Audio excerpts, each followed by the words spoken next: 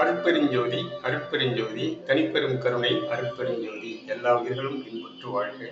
வள்ளல் மலரடி வாழ்க வாழ்க.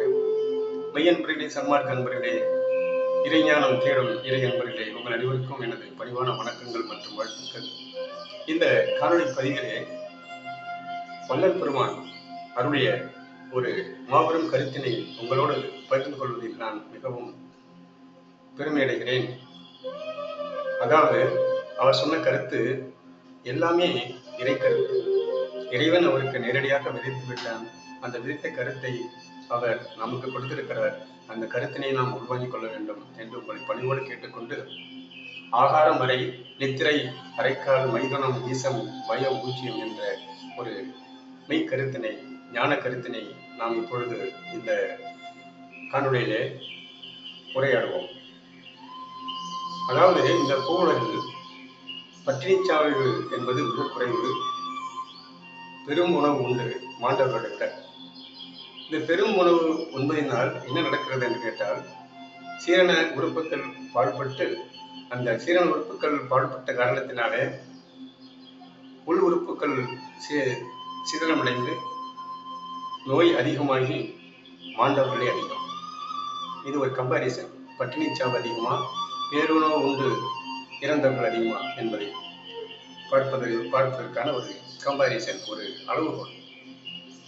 எனவே இந்த பேருணவு என்பது மிகப்பெரிய துக்கத்தை நமக்கு வரவழைத்துவிடும், அதை நம்மை கடைபிடித்தார். எனவே ஆகாரம் என்பது தேவை. அந்த ஆகாரம் எப்படி இருக்க வேண்டும் என்று கூறுகிறார் என்றால், அரை அளவுதான் இருக்க வேண்டும். அதாவது அவர் சொல்லும் உணவு முறை அற்புதமான உணவு முறை. பருப்பு வகையிலே துவரம் பருப்பு மட்டும்தான் சாப்பிட சொல்கிறார், உண்ண சொல்கிறார். அதே போல மிளகு சீரகம் அதிகமாக சேர்த்து சொல்கிறார். சீரக சம்பா அரிசி உண்ண சொல்கிறார்.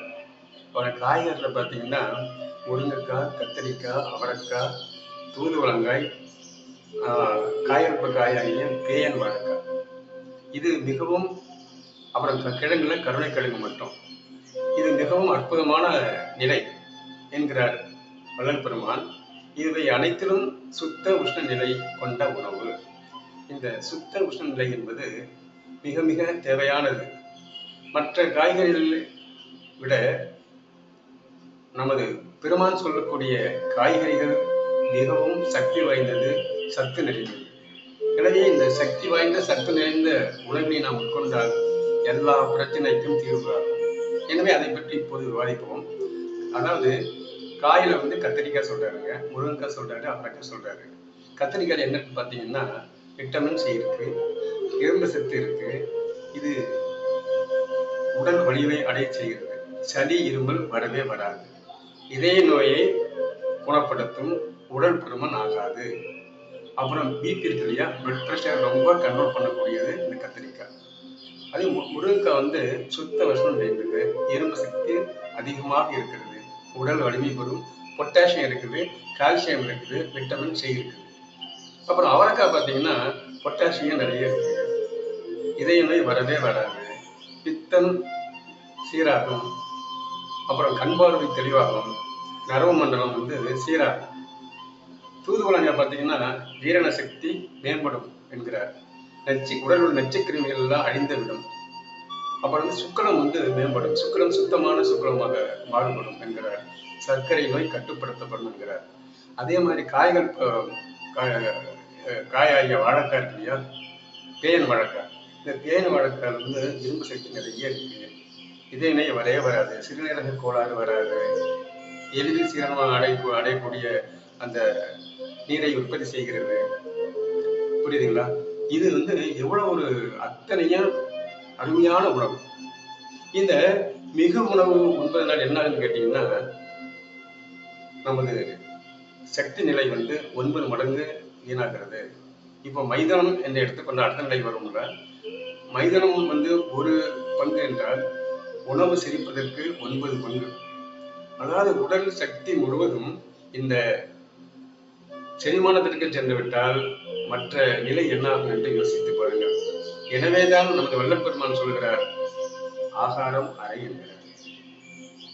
சரி, ஆகாரம் அறை நித்திரை 1/8, அதாவது அரைக்கால். ஒரு நாளைக்கு 24 மணி நேரம். அதுல 1/8 என்பது 3 மணி நேரம் தூங்கினால் போகிறார். 12 இருந்து 3 மணி வரை, முடிந்தால் ஒரு மணி நேரம் 4 மணி வரை என்று சொல்றார். எனவே இந்த 3 மணி நேர தூக்கம் போதும் என்கிறார்.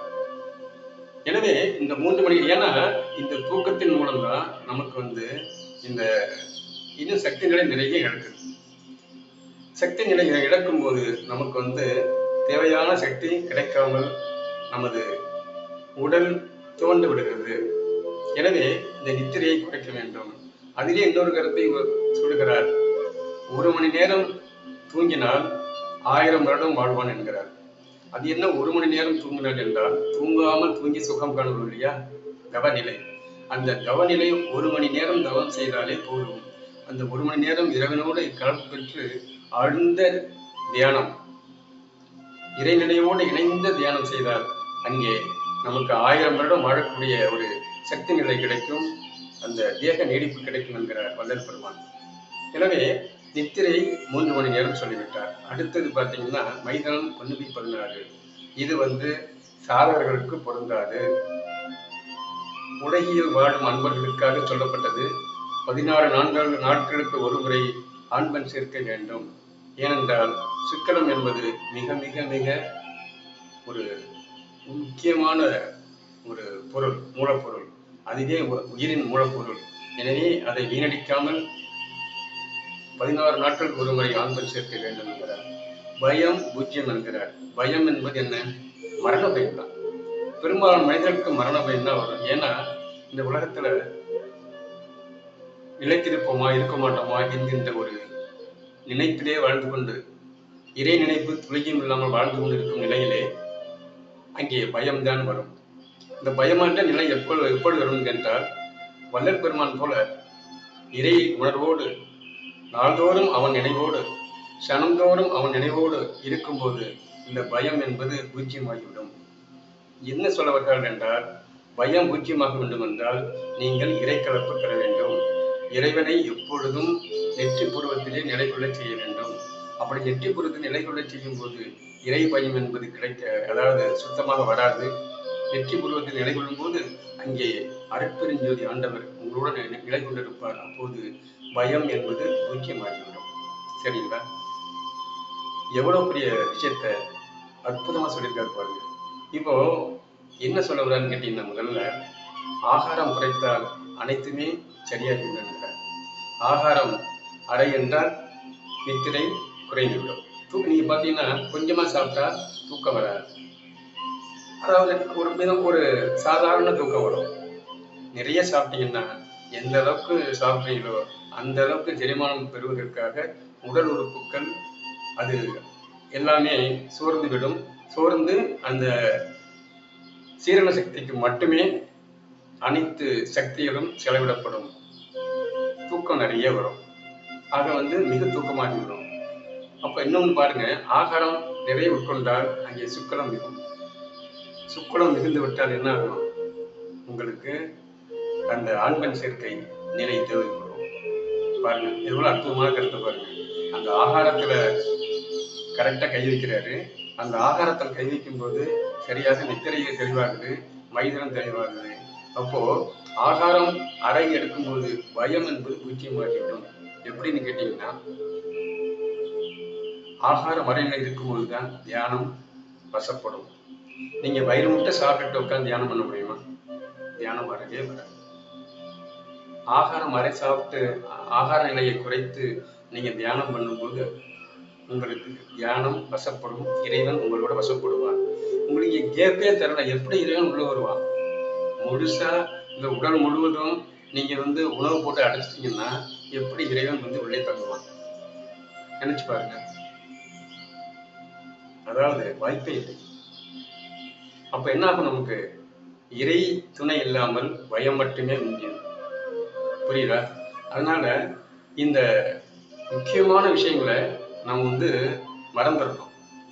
இந்த காய்கறி சொன்ன இல்லையா, காய் வாழைக்காய், அது கூட கிழங்குல கருணை கிழங்கு சொல்றார் உணவு முறையில.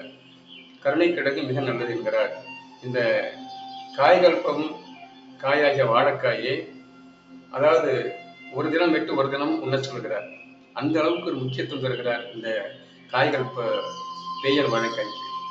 எனவே அவர் சொல்லுகின்ற இந்த உணவு முறை, ஆகாரம் வரை, நித்திரை, அரைக்கால், மைதுனம், வீசம், பயம், பூச்சியம் என்ற நிலை வேண்டும் என்றால் நாம் முதலிலே ஆகாரத்தை குறைக்க வேண்டும். ஆகாரத்தை குறைத்து விட்டாலே மற்ற நிலைகள் எல்லாமே அதுவாக சேர்ந்துவிடும். மிகுதியாக உண்டால் என்னாகும்? தூக்கம் அதிகமாக வரும், சுக்லம் உற்பத்தி அதிகமாகும். சுக்ல உற்பத்தி அதிகமாகும் போது நமக்கு அன்பன் சேர்க்கை தேவைப்படும், பயம் இருந்து கொண்டே இருக்கும். எனவே இந்த ஆகார நிலையை சரியான முறையிலே அவருக்குரிய உணவை மட்டும் உண்டு வந்தாலே போரும். அனைத்து பிரச்சனைகளும் தீர்வாகும். நமது வாழ்வை நேர்மையாக, நிதானமாக, நல் வழியிலே செல்லும். அப்போது இறை நினைப்பு என்பது நமக்கு கூடவே இருக்கும். இறை கருணை நமக்கு கிடைக்கும். ஜீவ இறக்கம் பிறக்கும். எனவே நமது மகான் சொன்ன, வள்ளல் பெருமான் சொன்ன அந்த நிலையை நாம் பின்பற்றி ஆகாரத்தை எடுத்துக்கொள்வோம். அந்த ஆகாரத்தை எடுத்துக்கொள்ளும் போது நித்திரையை குறைப்போம், மைதானத்தை குறைப்போம், பயத்தை சுத்தமாக குறைப்போம் பூஜ்ய நிலையில் என்று கூறி, மற்றும் ஒரு பதிவிலே இந்த வள்ளல் பெருமான் அருளிய உணவு முறைகள், அந்த உணவு முறைகளின் விளக்கம் என்ன, எப்படி உண்ண வேண்டும், எப்போது உண்ண வேண்டும், எதை உண்ண வேண்டும் என்ற நிலையிலே ஒரு பதிவினை நாம் பார்ப்போம். எனவே வள்ளல் பெருமான் திருவடிகளை போற்றி இந்த சிறிய பதிவை நிறைவு செய்கிறேன் நண்பர்களே. பார்த்து பயனடைங்கள். நாம் வள்ளல் பெருமானை, அவர் சொன்ன கருத்துக்களை எப்போதும் நினைவு கொண்டு அவர் வழியில் நடந்த இந்த உலகம் வாழ்வதற்கும் நாமும் அடுத்து வரை வாழ வைப்பதற்கும் நன்றாக வாழ்வோம் என்று கூறி, அருட்பெருஞ்சோதி அருட்பெருஞ்சோதி தனிப்பெரும் கருணை அருட்பெருஞ்சோதி என்று கூறி வள்ளல் பெருமான் திருவடியை வணங்கி விடைபெறுகிறேன். நன்றி நண்பர்களே. பார்த்த நண்பர்கள் அனைவரும் முடிந்தால் இந்த சேனலை சப்ஸ்கிரைப் பண்ணுங்க. நன்றி நண்பர்களே.